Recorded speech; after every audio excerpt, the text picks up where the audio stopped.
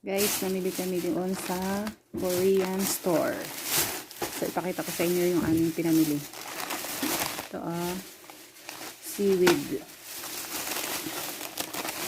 May seaweed 3 pack. Tapos, Maxim coffee. Tapos, wasabi. Wasabi.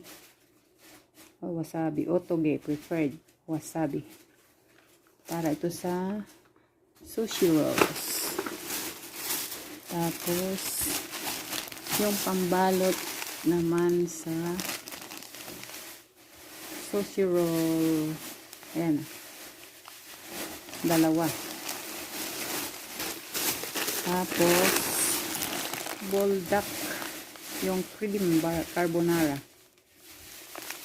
Paborito ng aming iha. Then, spaghetti. Pang merienda. Ayan, guys. Masarap po. Masarap. Pero yung iba ayaw nila nito. Then, itong Jin ramen. Mild lang. Ayaw namin ng sobrang maanghang. Hindi namin kaya. So, ito lang. So, yan guys. Yung aming pinamili sa Korean store. Yan. Ito. Seaweed.